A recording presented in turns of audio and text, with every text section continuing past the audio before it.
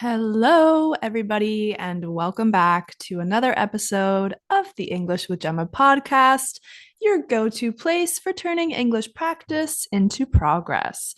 So, today we are talking about something that I think everyone needs more of, and that is confidence.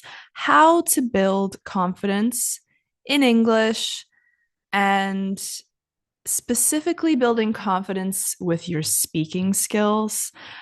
I always say that a lot of my students, it's not even a question of whether they have a good enough English level.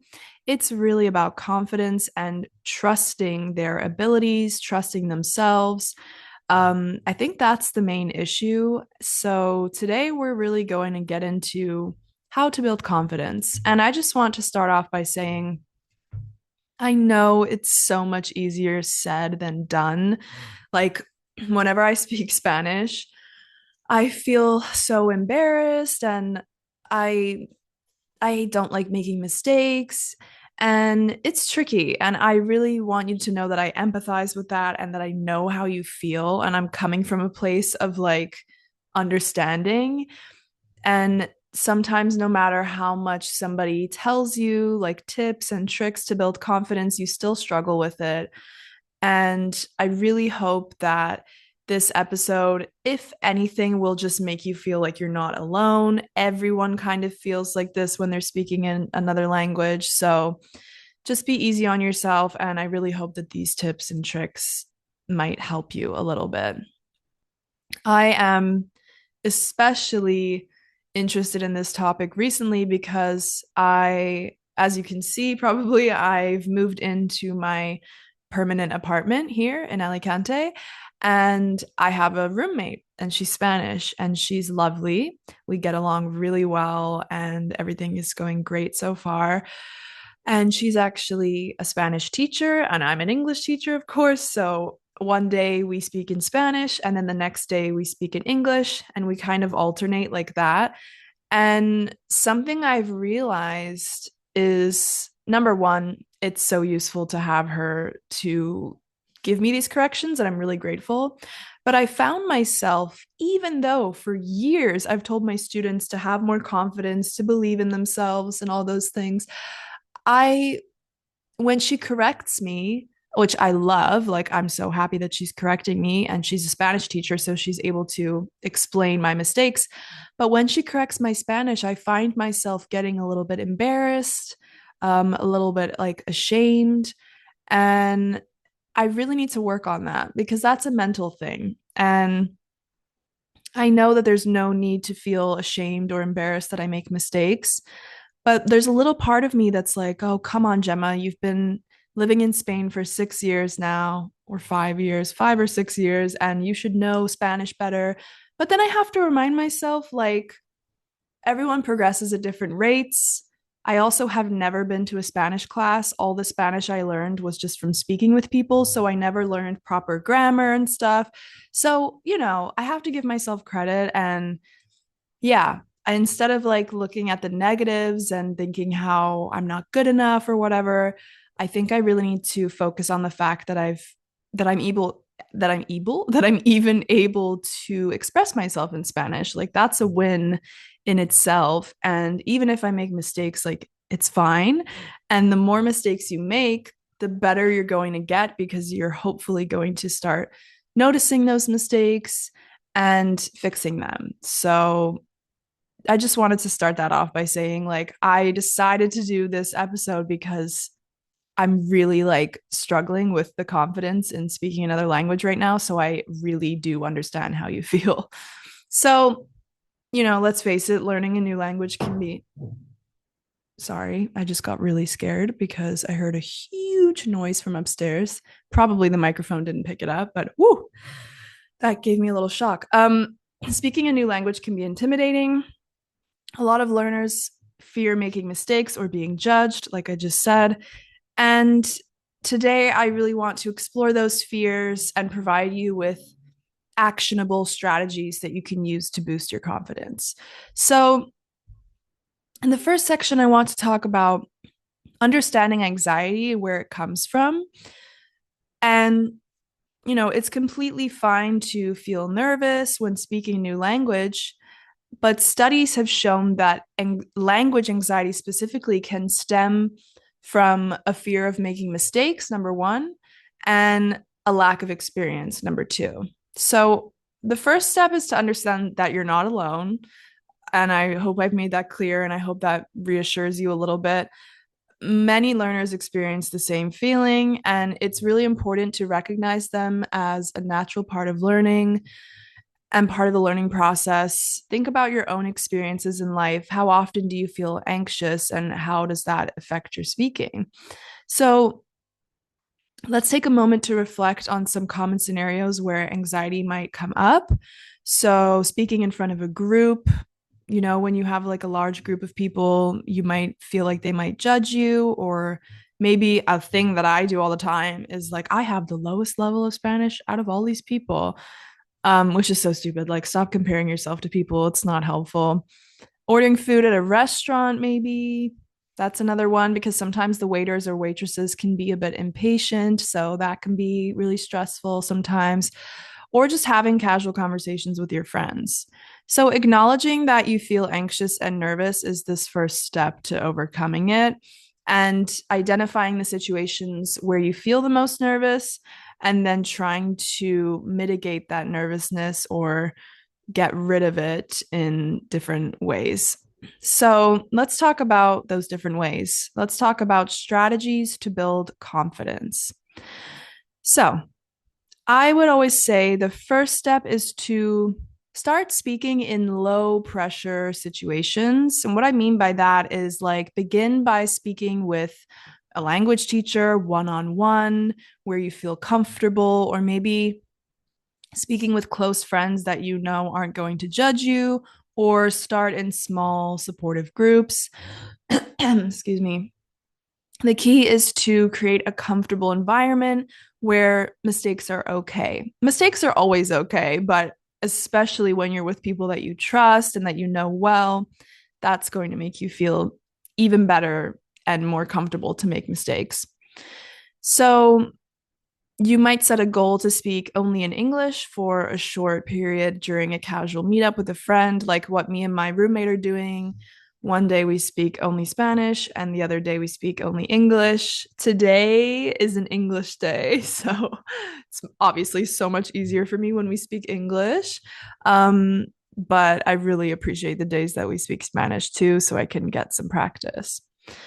The second tip I would give you is practice role playing. Use role play scenarios to practice common conversations like ordering food or asking for directions. Even if you're just talking out loud to yourself and practicing those phrases like, "Hi, where can I find the bus stop?" And just getting used to saying those phrases so that you feel more comfortable when you have to use them in real life situations. You can also use a partner, a friend, or use online platforms to practice these different conversations or scenarios. Another thing I always say is to record yourself. Recording yourself can be a really powerful tool. Recording yourself speaking, I mean, it allows you to hear your progress over time and identify areas for improvement. So, the more that you listen to yourself, the more you'll realize, like, oh, I am actually getting better.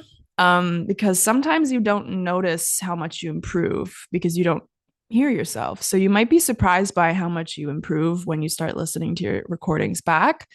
Maybe set a goal to record like a short monologue about a topic that you enjoy, and then listen back to assess your fluency and your pronunciation. Focus on positive feedback as well. So after speaking, ask your teacher or your friends for constructive feedback, and make sure they are people that you trust and that you're comfortable with. Focus on what you did well, not just on what you need to improve. The positive reinforcement is really important to boost your confidence over time. And that's one thing I struggle with. Like when my roommate corrects me, I find myself focusing on, like, oh, I said that word wrong. But instead of that, I can focus on, oh, but I said the rest of the sentence correctly. And she only corrected one part of a big sentence. So I should be happy about that and not just focus on the one tiny word that I got wrong. The next thing that's super important, I think I even have an entire podcast episode on this, is to set achievable goals. If you're interested in goal setting, I have an episode called Atomic Habits. I believe it was episode 2 or 3. It's one of my first episodes. So if you're interested in that, have a look at that episode. So, what I talk about in that episode is breaking down your goals into smaller, manageable tasks, especially when it's to do with speaking, because speaking is such a big part of improving your English learning skills, and it can sometimes feel really overwhelming. So, aim to learn and use like 3 new phrases a week and just focus on those 3 and celebrate your progress, no matter how small, because that positive reinforcement is really, really important. Another way to boost your confidence about speaking is visualization techniques. Before you speak, try to visualize yourself successfully engaging in conversation and imagine saying everything correctly. The words are flowing easily. The other person is responding positively. This mental practice can reduce anxiety and build confidence. Something that I always think is funny is I often have dreams where I speak fluent Spanish and I wake up and I feel so like motivated to improve my Spanish because I think, wow, it would be cool if I could talk that well in Spanish. And in my dreams, I'm just like speaking Spanish with no pauses. I don't have to think about anything and it's just happening so naturally. And yeah, it's a really cool feeling. Only in my dreams, though, but hopefully soon it will be reality. So, in the next segment, I want to talk about the importance of community. Community is crucial in language learning in general, but especially when you're trying to improve your speaking, because of course you need to speak with other people, ideally. So, joining language exchange groups or online forums can really provide support and practice opportunities for you. There are a lot of websites and apps. For example, there's Lingo Panda, Elsa Speak, Duolingo. There's loads of stuff that you can practice with AI. If you find it difficult to find real people to speak with, I would recommend all of those apps. So, yeah, engaging with other people is just a way to reduce your anxiety about speaking English in real life contexts, because you're all kind of in the same boat and you're practicing with people who are also trying to improve their English. So, yeah, consider setting regular meetups or online sessions where you practice and you're in a friendly environment. And the more you do this, the more you engage with other people in these safe environments, the better and the more confident you're going to feel when you go out into the real world and you have to speak English with native speakers or just in the real world scenarios. So, in conclusion, building confidence with speaking English takes a lot of time and practice and effort. It's not going to happen overnight. Like I admitted at the beginning and throughout the episode, I still struggle with confidence when speaking Spanish. And I've been speaking Spanish and living in Spain for almost 6 years. So it's not something that happens overnight. I think it's something everyone struggles with. But remember, it's normal to feel anxious when speaking English or your second language. But by using these supportive communities and these strategies, hopefully over time, you can start to improve your confidence and then improve your fluency. Because if we don't have confidence when we speak a language, we often hold ourselves back because we're afraid of making a mistake. So maybe we don't try that more complex sentence, or we don't say what we really want to say because we aren't sure how to say it. So we just find a different way to say it. But the better option is to just say it, make the mistake, and then learn from that mistake. Because if you really, really lack confidence and you start letting it hold back your English, you're not going to progress. You're not going to get fluent because you have to try those more difficult language structures and make those mistakes so that you can learn from them and then use them to become fluent eventually. And I know it's really hard. I know nobody likes to make mistakes. Nobody likes to feel stupid.